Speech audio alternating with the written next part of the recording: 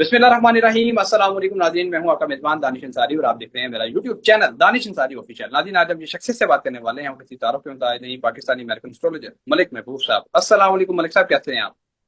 वालेकुम अस्सलाम। अल्लाह का करम है। आप बताएं कैसे हैं जनाब। अल्हम्दुलिल्लाह मलिक साहब, मैं भी ठीक हूँ। लेकिन मलिक साहब, एक बड़ी ही अफसोसनाक और बड़ी अलमनाक खबर सामने आई है। आज की अपडेट है, इस वक्त जब हम ये प्रोग्राम रिकॉर्ड कर रहे हैं तो ये लेटेस्ट अपडेट है जिसमें बताया गया है कि इंडिया ने पाकिस्तान के पहले जो चार दरिया थे उनमें तो पानी छोड़ा ही था, अब जेहलम में भी पानी छोड़ दिया है और ये पानी मकबूजा कश्मीर के रास्ते से जेहलम में आ रहा है। 2 लाख क्यूसिक पानी छोड़ा गया है और ये रेला बड़ी तेजी से वेस्ट की तरफ जा रहा है। वेस्ट से ये फिर सिंध, दरिया सिंध के रुख करेगा।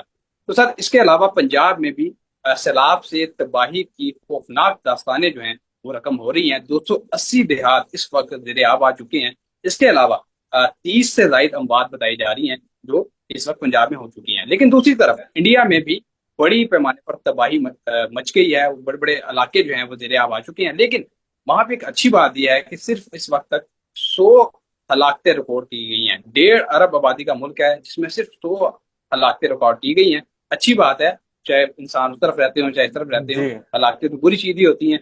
पाकिस्तान में इस वक्त जो हलाकतें हुई हैं उनकी तादाद 850 से तजावुज कर गई हैं। उसकी वजह यह है कि पाकिस्तान की आज़ादी से अब तक पाकिस्तान में सिर्फ 150 डैम बनाए गए हैं, जबकि इंडिया में हैरानकुन तौर पे 6000 डैम अब तक बन चुके हैं। सर, सबसे पहले मैं आपसे जानना चाहूंगा कि दरिया जेहलम में जो इंडिया की तरफ से पानी छोड़ा गया है, आबी दहशतगर्दी की गई है, शरारत की गई है, एक तरह से हम कह सकते हैं, क्योंकि जेहलम का जो पानी है वो इंडस वाटर ट्रीटी के तहत उसका जो पानी है वो इंडिया ने अपने तरफ अपने इलाकों में इस्तेमाल करना है, लेकिन पाकिस्तान में इसको छोड़ा गया है। इसके क्या नतीजे आप आने वाले दिनों में देख रहे हैं?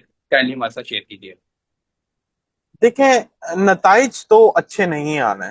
मैं आपको एक और बात बताऊंगा। एक हम अलग से वीलॉग रिकॉर्ड करेंगे कि चांद ग्रहण के क्या असरात होंगे।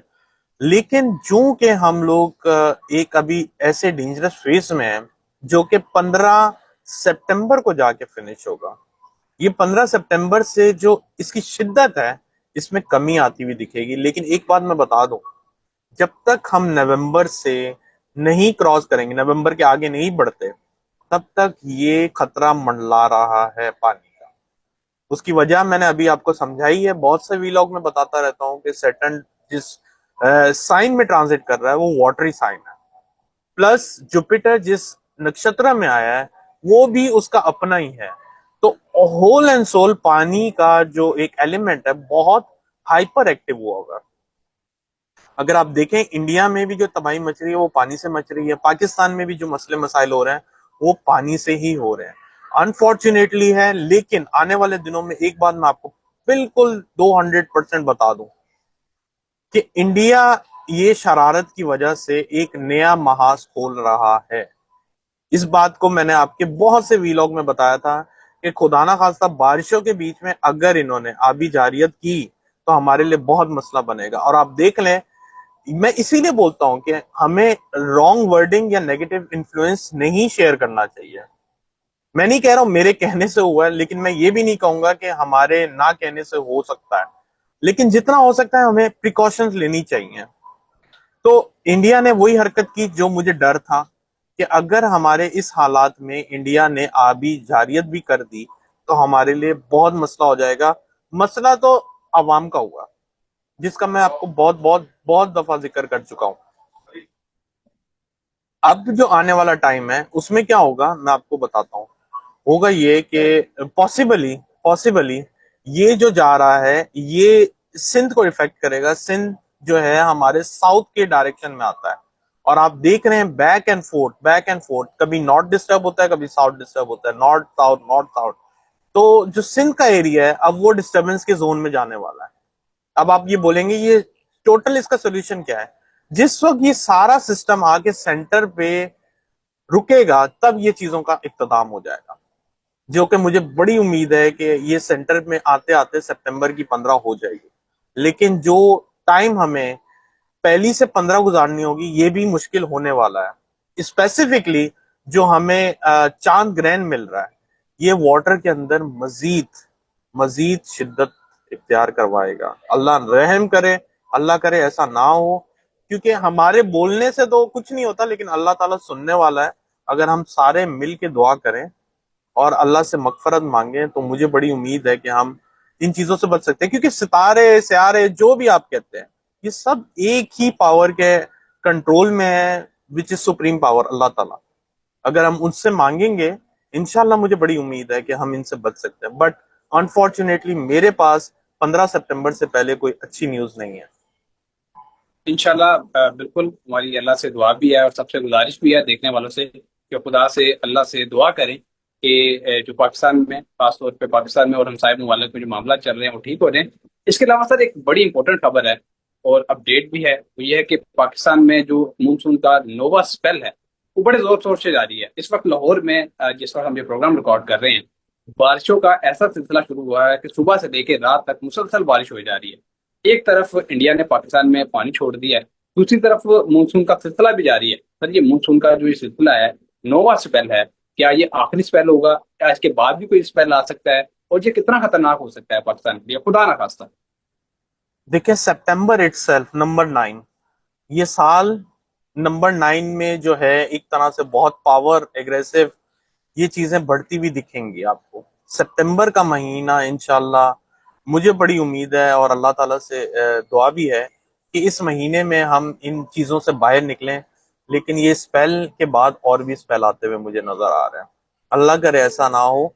लेकिन ये जैसे ही चांद ग्रहण, सूरज ग्रहण आएगा, डेफिनेटली चीजों में बहुत चेंजेस आएंगी।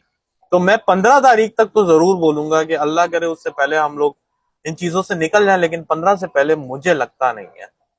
अल्लाह करे ये आखिरी स्पेल हो, लेकिन अभी मुझे लगता है कि टिल 15 सितंबर सिचुएशन वॉर सी है। ठीक है सर, 2025 का नंबर भी 9 है, नोवा स्पेल भी जी। है, सितंबर का महीना भी नोवा है। 9 जी। नंबर की इतनी अहमियत क्यों है? इस साल शुरू होने से पहले भी कई एस्ट्रोलॉजर इसका जिक्र कर रहे थे, क्या वजह है इसका, कहनी बता दें। क्योंकि ये जो नंबर है ये रिप्रेजेंट करता है मार्स को। Mars is a fiery energy. अब आप देखें, मैं ये नहीं बोल रहा पानी में आग लगी हुई है, लेकिन आप एक चीज को समझें इन अदर सेंस, पानी के अंदर एक्शन जरूर हुआ होगा। और मार्स एक्शन का जो है प्लैनेट है, वो टिक के नहीं बैठ सकता। अगर किसी बंदे का असेंडेंट मार्स होता है तो वो हर वक्त एक्टिविटीज में कंज्यूम रहता है, और वो हर वक्त चाहता है कि मैं कभी इस काम में इन्वॉल्व हूँ, उस काम में इन्वॉल्व हूँ। और अगर उसको इन्वॉल्व नहीं किया जाए तो वो लड़ना झगड़ना शुरू कर देता है। So that is the main problem with the Mars, कि मार्स को इन्वॉल्व करना जरूरी है। इस वक्त जैसे मार्स जो है पानी में इन्वॉल्व हुआ होगा, पानी में शिद्दत आई हुई है। आप देख रहे हैं कि ऐसा लग रहा है कि पानी को जहां से भी हम रोकें, वो रोके ना रुक रहा है। मतलब एक जगह से बंद करते दूसरी तरफ से आ जाता है, शहरों में दाखिल हो रहा है। तो ये एक एग्रेसिव है, उसके अंदर एग्रेसिवनेस की वजह से पानी के अंदर शिद्दत आई हुई है बहुत ज्यादा। तो ये चीज अभी आगे बढ़ेगी सितंबर में। यही मैं आपसे अर्ज कर रहा हूँ कि 15 से पहले मुझे इन चीजों में ठहराव जरा मुश्किल दिखता है। Okay sir. सर लोग ऑलरेडी डिस्परेट हैं, परेशान हैं, तकलीफ से गुजर रहे हैं सैलाब और बारिश की वजह से। लेकिन एक सवाल है, वो पूछना बहुत जरूरी है क्योंकि हम आगाही चाहते हैं। ये प्रोग्राम का मकसद ही ये होता है कि देखने वालों के लिए आगाही हो। सर जब भी सैलाब आता है तो पानी काफी दिनों के लिए एक जगह पे खड़ा हो जाता है, और जब पानी खड़ा होता है तो वबाएं फूटती हैं। खुदा ना खास्ता आप आइंदा आने वाले दिनों में कोई वबा फूटते हुए देख रहे हैं, आपने मेरे साथ प्रोग्राम में पहले ही इस चीज को प्रोडिक्ट कर रखा है। आप किन इलाकों में, खुदा ना खासा किन इलाकों में देख रहे हैं यहाँ के लोगों को मोहतात हो जाना चाहिए या प्रिकॉशन मैयर्स पे अमल करना चाहिए, वो भी काइंडली बता दें। सर देखें, वबा फैलेगी तो पूरी नॉर्थ से लेके साउथ तक, अप से डाउन पूरा पाकिस्तान इसके अंडर में आएगा। लेकिन जो नॉर्थ और साउथ हैं, सबसे ज्यादा ये इस साल में एक्टिव ही रहने वाले हैं।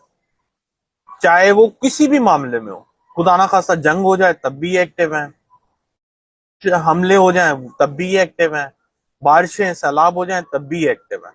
और खुदा ना खास्ता अगर बीमारी भी आती है, अल्लाह ना करे, लेकिन बस रहने दें सर। मुझे ऐसा लगता है कि ये दो एरिया अभी भी बहुत सेंसिटिव है। मोहतात आपको इस साल के आखिर तक रहना पड़ेगा, चाहे वो बीमारी हो, चाहे वो सैलाबी सूरत हाल हो, कोई भी सूरत हाल हो, इसमें मोहतात रहना पड़ेगा। अभी काफी लोग बोलते हैं कि अगर हम जगह बदल लें, देखें टेम्परेरी रीजन पे आप जरूर बदलें क्योंकि ये रिक्वायरमेंट है, लेकिन परमानेंट दुनिया में कोई भी जगह सेफ नहीं है। कुछ लोग बोलते हैं कि हम ये जगह छोड़ के चले जाएं, क्या गारंटी है कि अगर आप कहीं और जाते हैं और आप सेफ रहेंगे? कोई गारंटी नहीं है। तो अल्लाह ताला से मांगे, वो वही सब कुछ संभालने वाला है, इसके अलावा किसी के पास कोई गारंटी नहीं है। बेशक सर ऐसे ही है। कोई भी जगह दुनिया में उस वक्त तक महफूज नहीं है जब तक अल्लाह ना चाहे।